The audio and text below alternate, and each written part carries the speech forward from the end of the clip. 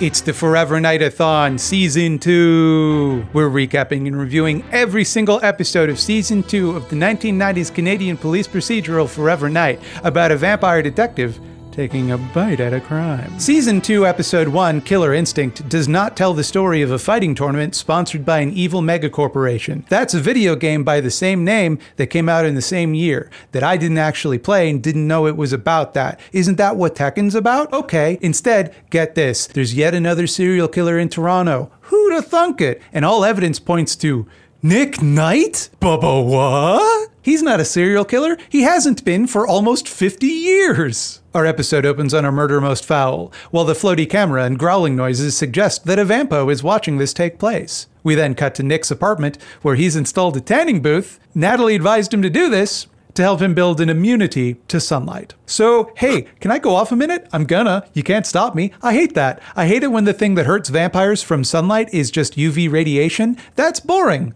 If that were the case, they could just use sunblock. You know why? Because everyone's hurt by UV radiation already. Vampires are magic. And the thing about the sun that should hurt a vampire is that it's a symbol of life, and they are creatures of death that prowl the night.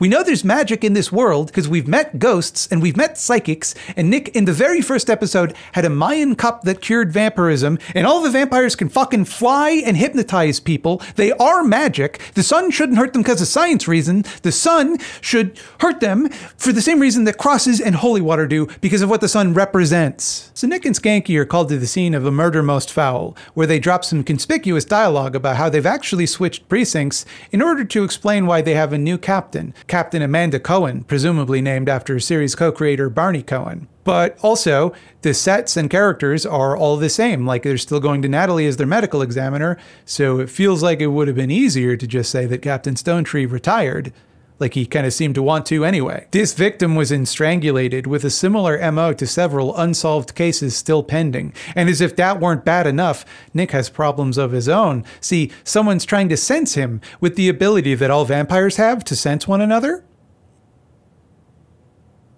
Oh, sorry, did I never mention that until now? That all vampires possess an inherent ability to sense the location of other vampires, and that the closer they are to said vampire personally, and the more they give into their vampiric nature, the stronger that sense gets? It's weird that I've never brought that up before now, especially in all of the episodes whose stories hinged around the specific drama of trying to find a vampire or another vampire trying to find Nick. Honestly, this would be a fantastic addition to the lore. Like, if all vampires had this ability but Nick was kind of losing his, it would work wonders to make other vampires feel more threatening than him. It'd mean they could easily stalk and outmaneuver him while he had to rely on his detective skills to defeat them, leaning on his mortality in order to overcome the power of vampirism. How poetic, how in character, what a terrific melding of lore and theme. Instead, it's more of a plot device for this episode specifically, and then it's not really brought up anymore. The vampire stalking Nick is, of course, Lacroix, freshly back from the dead. Well, I mean,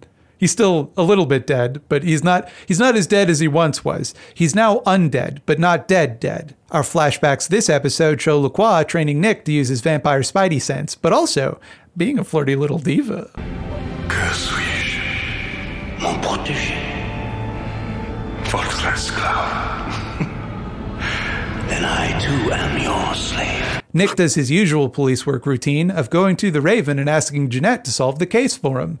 Instead, she just laments that he can barely sense her and how sad she is that his vampiric powers seem to be waning. Not waning so much that he can't fly, and he just finds the killer, lickety-split, fails to prevent a second strangulation, but then another cop shows up somehow. I guess maybe that other cop was also a vampire with the vampire sensing powers, and he discovers the victim is clutching a watch with Nick's name engraved on it. Nick's name? Wait a minute, that's Nick's name. Gulp. Looks like he's suspect numero uno. Now I know what you're wondering. Why not just hypnotize that other cop and eliminate this whole situation? It's not addressed. But let's pretend like his waning vampire powers mean he can't.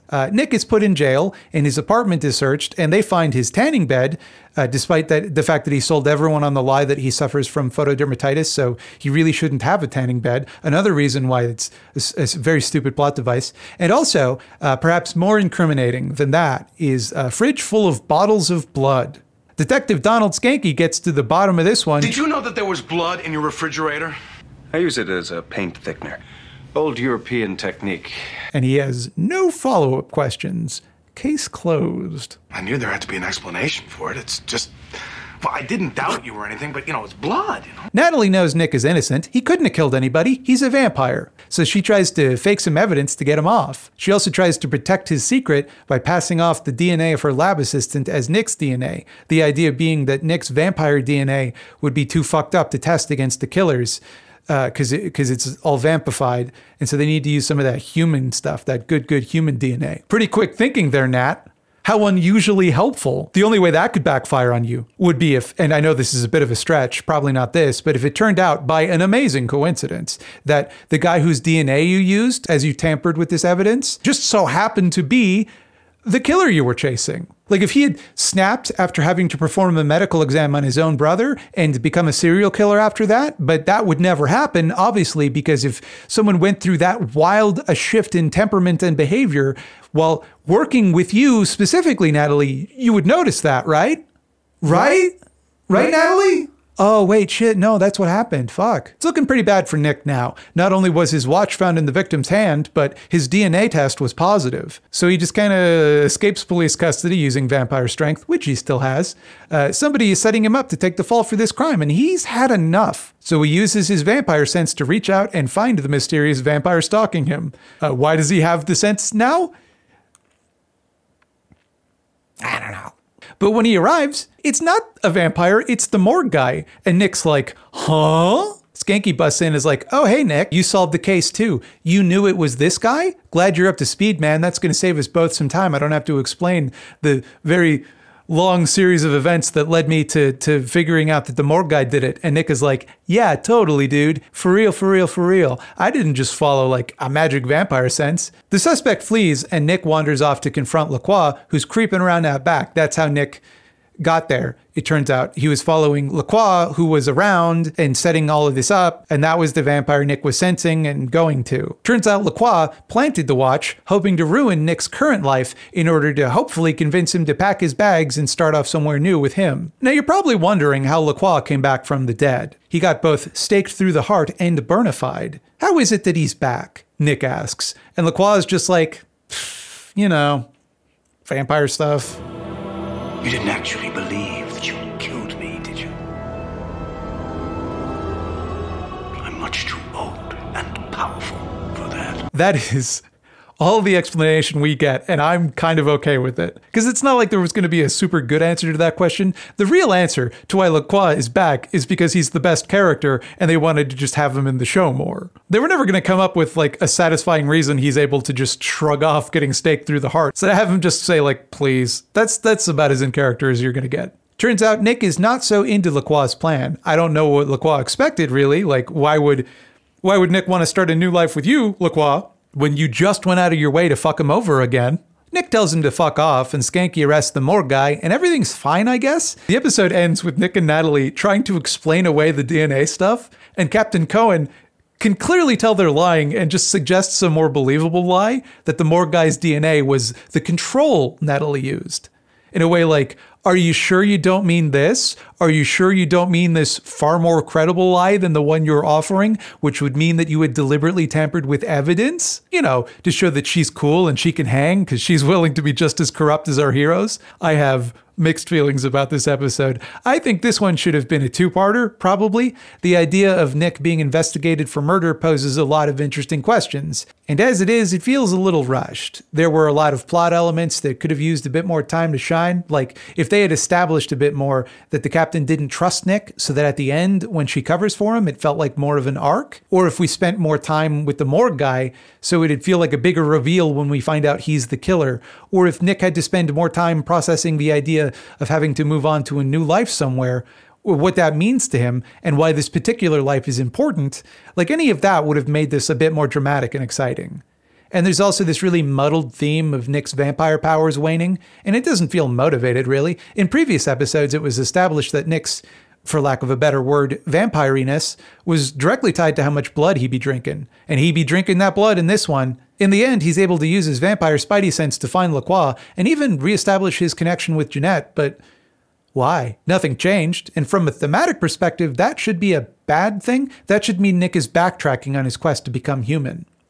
But fuck everything I just said, because the confrontation between Nick and Lacroix rules. My main man, Nigel Bennett, always goes hard, but in this one, he goes hard. Your sham of immortal life is ruined, Nicholas. Like the unicorn.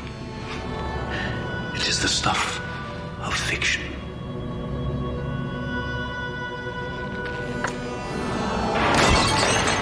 What are you doing, you little diva? I love it. Never change. But also, he's genuinely kind of frightening and believable as this controlling, manipulative narcissist. The only second chance I want is the one I've given myself. The only anything you get is what I give you.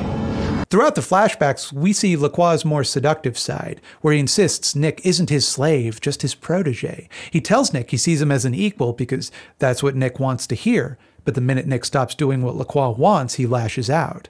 His honeyed words are just a pretense. He'll claim he's doing this for Nick's benefit, to help him become free of the constraints of mortality or whatever. But really, it's just about exerting control over him. Tune in tomorrow for an episode all about sex workers. I bet that'll be sensitive and nuanced.